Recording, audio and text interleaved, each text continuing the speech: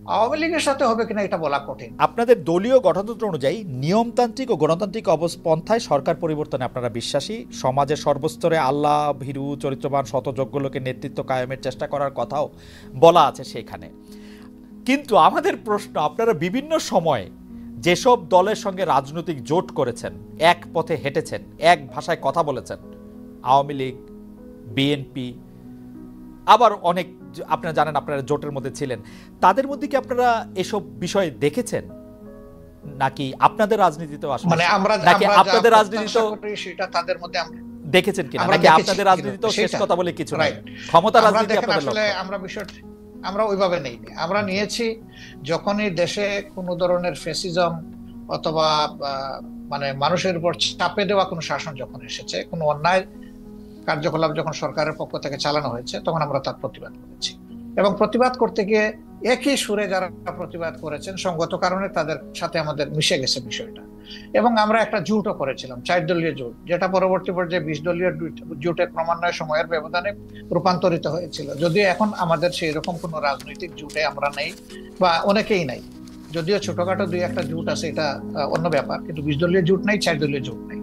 তো জোটে আমরা গিয়েছি, এটা আমাদের রাজনৈতিক কৌশলগত ব্যাপার ছিল, কিন্তু আদর্শিক কোনো ঐক্য এটা ছিল। যার যার এক একটা আদর্শ আছে, সে তার কর্মীদেরকে কিভাবে কোন মন মানসে গড়ে তুলবে, এটা প্রত্যেকটা দলের নিজস্ব। এটা শুনতে যত ভালো, এটাকে আসলে অতটা বাস্তব। আপনি বলছেন আদর্শিক কোনো মতবাদ নেই, অথচ আমরা দেখছি আমিরে জামায়াতকে তৎকালীন আপনারা বিএনপির প্রধানমন্ত্রীর সাথে ক্যাবিনেটে বসছেন, সেক্রেটারি জেনারেল ক্যাবিনেটে বসছেন। তো যদি মতের মিল না থাকে, যদি আদর্শের মিল না থাকে, আপনারা ক্যাবিনেটে বসে একই সাথে দেশ শাসন করলেন 5 বছর, সেটা কিভাবে সম্ভব হলো? সেটা ছিল রাজনৈতিক অ্যারেঞ্জমেন্ট, এটা আদর্শিক অ্যারেঞ্জমেন্ট না। রাজনীতি আদর্শ থেকে বাইরে, রাজনীতিকে আদর্শ থেকে বাইরে, 3টা মন্ত্রণালয় তারা সার্ভ করেছে। রাজনীতিকে আদর্শ আমাদের যে স্লোগান, না, আমাদের যে স্লোগান, সেই স্লোগানটা হচ্ছে যে মানুষকে সুশাসন দিতে হলে অবশ্যই সৎ লোক লাগবে।